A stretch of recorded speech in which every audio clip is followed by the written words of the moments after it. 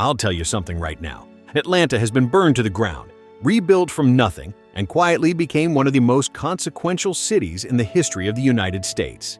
And most people still think of it as just a layover.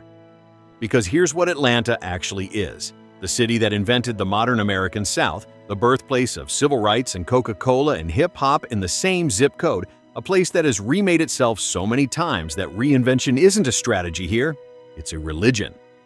Number 25.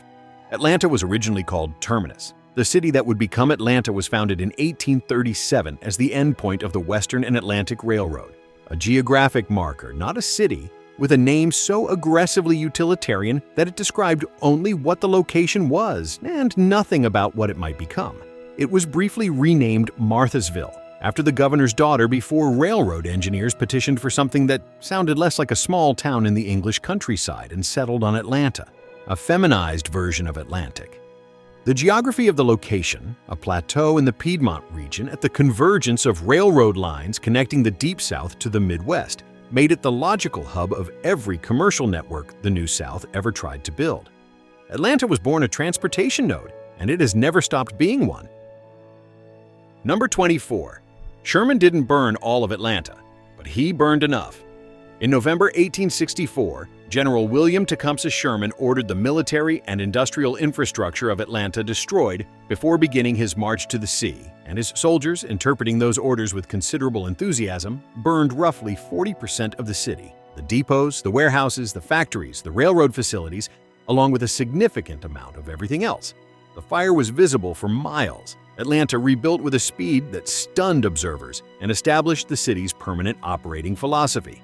When something burns down, you build something larger. The mythology of Atlanta rising from the flames became so central to the city's identity that it adopted the phoenix as its symbol and put the Latin word resurgens, rising again, on its official seal, which is the kind of self-awareness that most cities don't develop until the third or fourth rebuilding. Number 23. Coca-Cola was invented in Atlanta by a man trying to cure headaches. In May 1886, a pharmacist named John Pemberton stirred a caramel-colored syrup in a three-legged brass kettle in his backyard on Marietta Street, mixed it with carbonated water at Jacobs's Pharmacy a few blocks away, and sold it for 5 cents a glass as a patent medicine for nervous disorders and headaches. Pemberton sold the rights to the formula before he died for about $2,000, which is one of the more expensive miscalculations in business history. The Coca-Cola Company is now headquartered in downtown Atlanta, in a campus that operates with the quiet confidence of an organization that understands it, accidentally invented the most recognized commercial product in human history, and has had about 140 years to get comfortable with that fact. Number 22. Martin Luther King Jr. was born on Auburn Avenue. Sweet Auburn, the stretch of Auburn Avenue in downtown Atlanta, was once called the richest Negro street in America. A corridor of black-owned banks, insurance companies, churches, and businesses built during segregation because the formal economy was legally closed to the people who built it. Martin Luther King Jr. was born in a Queen Anne house on Auburn Avenue on January 15, 1929, grew up in the community the street anchored, and preached his first sermons at Ebenezer Baptist Church, 2 blocks from where he was born.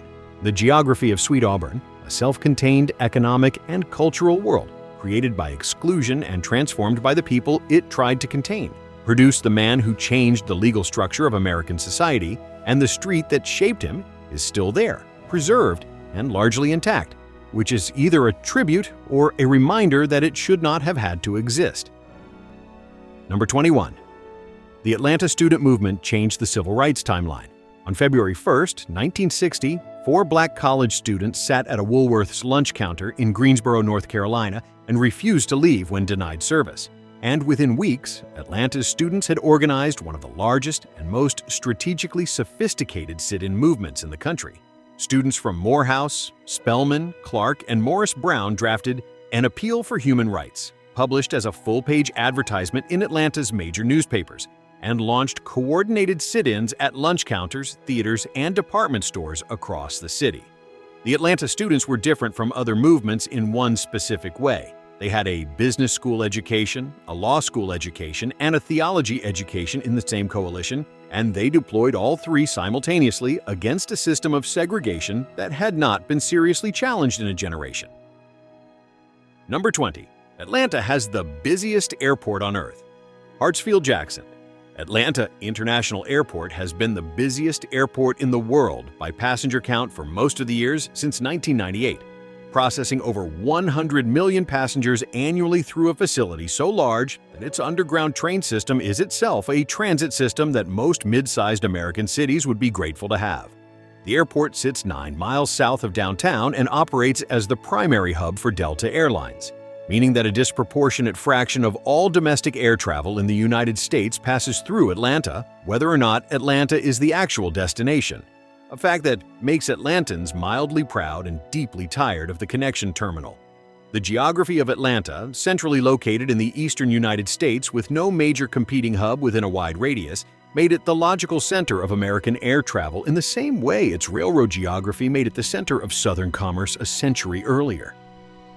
Number 19. Gone with the Wind was set here. Margaret Mitchell, an Atlanta native, republished Gone with the Wind in 1936, and it became the fastest-selling novel in American publishing history, selling 1 million copies in 6 months, winning the Pulitzer Prize, and producing a 1939 film adaptation that won 10 Academy Awards and remains one of the highest-grossing films in history when adjusted for inflation. And Mitchell wrote it in a small apartment in Midtown Atlanta she called The Dump, working on the sections she felt like writing and assembling them out of order over a decade. The novel's romantic portrayal of the antebellum South and its lost cause mythology created a story that shaped how the world understood the Confederacy for generations, a legacy Atlanta has been actively reconsidering, with considerably more honesty than most Southern cities, because Atlanta understands better than most that the story you tell about yourself has consequences. Number 18. Ted Turner built a television news empire in Atlanta. In 1976, Ted Turner purchased a struggling UHF television station in Atlanta and uplinked it to satellite, creating the first cable superstation. In 1980, he launched CNN from a converted country club in downtown Atlanta, creating the first 24-hour news network at a moment when the 3 major broadcast networks considered the concept financially impossible and journalistically absurd. CNN's coverage of the 1991 Gulf War, broadcasting live from Baghdad when competing networks had evacuated, established 24-hour news as a permanent feature of modern life, and made Atlanta, briefly, the media capital of a specific kind of American journalism. Turner also owned the Atlanta Braves and the Atlanta Hawks simultaneously, which is a level of civic investment in professional sports that most billionaires lack the affection or the ambition to attempt. Number 17. Atlanta became the capital of American hip-hop. The Atlanta hip-hop scene that emerged in the late 1980s and accelerated through the 1990s and 2000s produced an unbroken string of artists who redefined the genre on a national and global scale. Outkast, Goody Mob, Ludacris, T.I., Lil Jon, Young Jeezy, Gucci Mane, and eventually the wave of artists that followed who turned Atlanta's particular sound into the dominant commercial style of American popular music for a decade. Andre 3000 and Big Boi released Speakerboxxx XX / The Love Below in 2003, an album so original and sprawling and confident that critics spent years arguing about what genre it belonged to while listeners just played it on repeat. The geography of Atlanta, a majority black city with a massive creative class, historically, black colleges and universities producing graduates, and a recording industry infrastructure that grew to support the demand, created conditions for a cultural output disproportionate to the city's size by any reasonable measure. Number 16. The cluster of HBCUs in Atlanta is without equal in the country. The Atlanta University Center, the consortium of historically black colleges and universities in Southwest Atlanta that includes Morehouse College, Spelman College, Clark Atlanta University, and Morehouse School of Medicine, represents the largest cluster of HBCUs in the United States and one of the most concentrated collections of black intellectual and professional development anywhere in the world. Morehouse alone has produced Martin Luther King Jr., Spike Lee, Samuel L. Jackson, and Herman Cain, a list that covers a range of American experience wide enough to generate its own documentary series. Spelman consistently ranks among the top liberal arts colleges in the nation. The geography of the AUC, clustered in a walkable historic neighborhood in Southwest Atlanta, created a community dense enough to function as its own academic and cultural ecosystem, producing graduates who have shaped American law, medicine, business, and art across every generation since Reconstruction. Number 15. But the 1996 Olympics remade Atlanta's infrastructure. Atlanta was awarded the 1996 Summer Olympics over Athens, Greece, the Centennial Games that Athens had lobbied to host as a matter of symbolic rightness. And the decision produced a civic fury in Greece that Atlantans found flattering and slightly bewildering. The Games brought $3.5 billion in infrastructure investment, Centennial Olympic Park, the renovation of the downtown core, and an international spotlight that Atlanta leveraged with a promotional intensity that impressed some observers and exhausted others. The bombing of Centennial Olympic Park on July 27, 1996, killed 2 people and injured over 100, and the FBI's initial public suspicion of security guard Richard Jewell, who had actually discovered the bomb and evacuated the area, became one of the more painful miscarriages of public accusation in modern American law enforcement. The park is still there, still beautiful, and Jewell was eventually fully exonerated, which required an act of Congress that should not have been necessary. Number 14. Atlanta traffic is no joke. Atlanta consistently ranks among the worst cities in America for traffic congestion, a distinction it has earned through the particular combination of geography, planning choices, and population growth that makes its highway system a daily exercise in civic optimism. The city grew in every direction from a central core without the geographic barriers, rivers, mountains, coastline, that forced other major cities to build denser and more transit-connected. The result is a metro area of 6 million people spread across 8,000 square miles, where the distance between 2 points is rarely the problem, and the time required to cover that distance always is. Atlantans discuss traffic with the philosophical resignation of people who have made their peace with a force of nature, which is accurate, because the I-285 connector at 5:30 on a Friday afternoon is approximately equivalent to a force of nature. Number 13. The CDC is in Atlanta. The Centers for Disease Control and Prevention has been headquartered in Atlanta since 1947, a legacy of its origins as a malaria control program focused on the rural South. The CDC is now the leading national public health institute in the world, employing over 10,000 people on a campus in the Druid Hills neighborhood and operating as the scientific and logistical center of America's response to every significant disease outbreak of the last 75 years. The geography of Atlanta, a major transportation hub in a region historically affected by tropical and vector-borne diseases, made it the logical headquarters for an organization whose job is to be wherever a health crisis is happening, which increasingly means everywhere simultaneously. Number 12. Tyler Perry built a studio on a former Confederate Army base. Tyler Perry Studios opened in 2019 on the site of Fort McPherson, a former United States Army installation in southwest Atlanta where Confederate soldiers were once held as prisoners of war, covers 330 acres, and operates as one of the largest film and television production facilities in the country. Perry, who grew up homeless and impoverished in New Orleans and built a billion-dollar entertainment empire creating content for and about Black Americans, delivered a speech at the studio's opening that specifically addressed what it meant to own that land.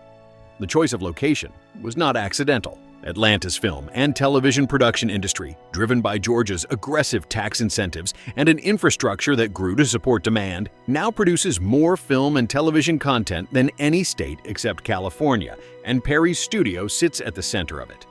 Number 11. Druid Hills and Inman Park are living museums.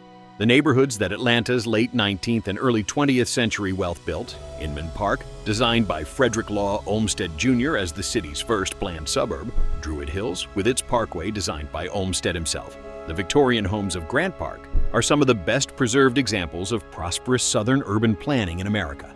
They represent the New South ideology made architectural, the belief that Atlanta could become a modern, cosmopolitan city while remaining distinctly Southern. A tension the neighborhoods resolve beautifully, and the city has been negotiating ever since. Inman Park was so thoroughly abandoned by the 1960s that it became a hippie commune before a preservation movement restored it to one of the most desirable neighborhoods in Atlanta, which is the kind of second act most neighborhoods don't get. Number 10. Stone Mountain is the largest piece of exposed granite on Earth. Stone Mountain, a dome of granite rising 800 feet above the surrounding Georgia Piedmont, is the largest exposed piece of granite in the world, a geological anomaly formed 300 million years ago that is visible from downtown Atlanta on a clear day.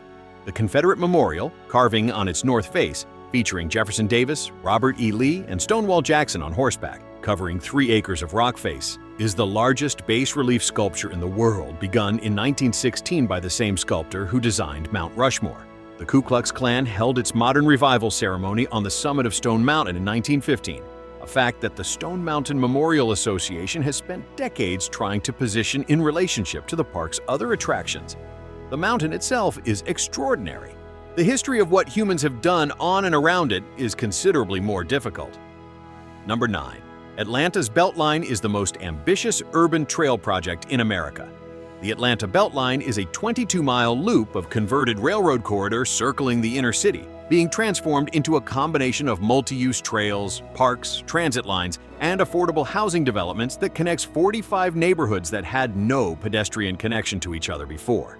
The project was conceived as a graduate school thesis by Ryan Gravel at Georgia Tech in 1999, adopted by the city, and has since attracted over $7 billion in private development along its corridors, new apartments, restaurants, breweries, and art installations sprouting along a ring of former railroad right-of-way that nobody had looked at carefully for decades.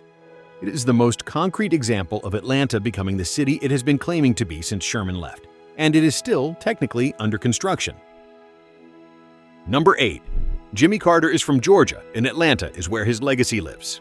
The Carter Center, founded by former President Jimmy Carter and his wife Rosalind in 1982, sits on a hilltop in the Inman Park neighborhood adjacent to the Jimmy Carter Presidential Library and Museum. The center has monitored over 113 elections in 39 countries, led the near eradication of guinea worm disease, reducing cases from 3.5 million annually to fewer than 15 in recent years, and operated as one of the most effective post-presidential humanitarian organizations in American history. Carter himself spent decades making headlines for building houses with Habitat for Humanity into his late 90s, which is the kind of retirement activity that makes most former presidents' memoir tours look like a quiet afternoon. He died in December 2024 at the age of 100, and Atlanta grieved with the particular respect owed to someone who did his most important work after leaving office. Number 7. Atlanta's food scene is doing something the rest of the South is still catching up to. The Atlanta restaurant scene that emerged in the last 2 decades sits at the intersection of traditional Southern cooking, West African culinary traditions, Korean and Vietnamese immigrant kitchens, and a generation of formally trained chefs who decided they would rather cook in Atlanta than New York and have been proven correct. The combination of a large African-American culinary tradition, a significant immigrant population bringing cooking techniques from across the diaspora, and a food media infrastructure that discovered Atlanta roughly 10 years ago and has not stopped writing about it since, has produced a restaurant culture richer and more surprising than cities 3 times Atlanta's size typically manage. The food is where Atlanta's diversity becomes most immediately and deliciously visible. Number 6. The Great Fire of 1917 burned downtown Atlanta. On May 21, 1917, a fire started in a residential area near Edgewood Avenue and burned for 10 hours, destroying 1,938 buildings across 300 acres of downtown Atlanta and leaving 10,000 people homeless, one of the largest urban fires in American history, occurring 3 years after Atlanta had already endured the trauma of 1864 and receiving approximately none of the historical attention it deserves. Atlanta rebuilt again, faster than seemed possible, and the fire is now a fact that Atlanta historians cite and the rest of the country has never heard of, which is in keeping with the general Atlanta experience of doing significant things that the national narrative somehow fails to absorb. Number 5. Atlanta is a majority black city that built a majority black political infrastructure and used it. Atlanta elected its first black mayor, Maynard Jackson, in 1973. The first black mayor of any major southern city, and has elected black mayors in every election since. A 40-plus-year political continuity built on the organizational capacity of the civil rights movement, the professional class the HBCUs produced, and a demographic base that the city's leadership has reflected more consistently than almost any other major American city. The city's black political leadership negotiated the terms of every major development project, from the airport expansion to the Olympics, in ways that directed economic participation toward black businesses and contractors with a deliberateness that other cities studied and sometimes emulated. Atlanta's politics are complicated and imperfect, and occasionally corrupt in the way that all big city politics eventually become. But the underlying architecture of black civic power the city built is genuinely without parallel in the American South. Number 4. Vine City and Mechanicsville are reminders of what the highway system cost. The construction of I-20 and I-75/85 through Atlanta in the 1950s and 1960s demolished historically black neighborhoods with a thoroughness that the word displacement doesn't adequately describe.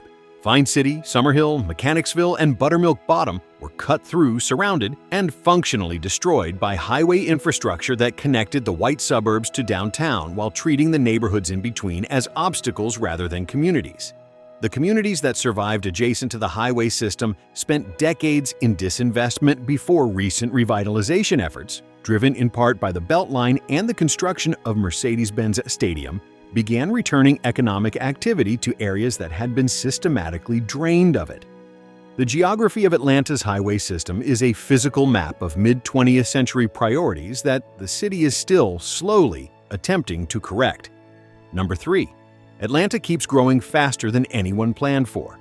The Atlanta metropolitan area has grown from 1.7 million people in 1980 to nearly 7 million today, a rate of expansion that has consumed surrounding counties, converted farmland to subdivision at a pace that alarmed conservationists, and produced a geographic footprint so large that Atlanta is technically in the same metropolitan area as cities an hour away that consider themselves entirely separate places with their own civic identities.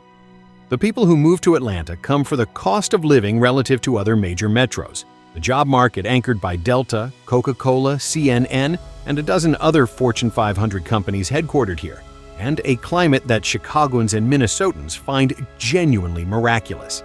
They arrive, discover the traffic, and begin the process of becoming Atlantans, which takes about 6 months and 1 summer of humidity. Number 2. The Civil Rights Movement was organized from Atlanta and changed the legal structure of America. The Southern Christian Leadership Conference was founded in Atlanta in 1957, headquartered in Atlanta, and led from Atlanta by Martin Luther King Jr. until his assassination in Memphis in 1968. The movement that dismantled legal segregation in the United States was strategized, resourced, and spiritually anchored in this city, in the churches of Sweet Auburn, the classrooms of the Atlanta University Center, the offices of the SCLC on Auburn Avenue.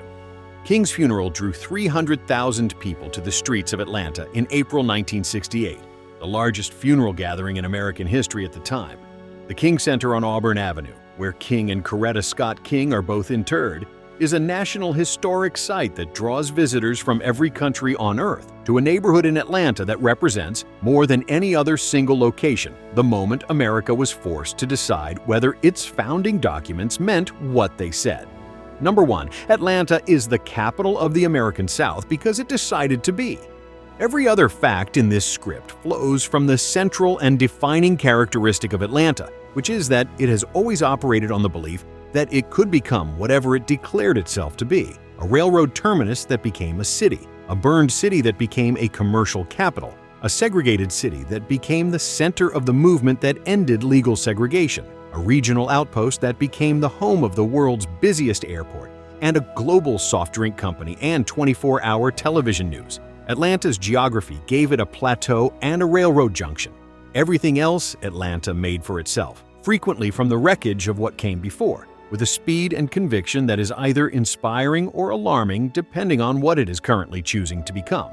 The phoenix on the city seal is not a metaphor. It is a job description, and Atlanta has never once stopped applying for it. Now that you know these 25 facts about Atlanta, tell us which ones surprised you the most. Drop it in the comments and let's see how many of us picked the same one. And if you've got an Atlanta story of your own, we'd genuinely like to hear it. Your comments help us make every video better, and don't forget to subscribe and give it a like so we can keep exploring the hidden stories of every American city together. See you in the next one.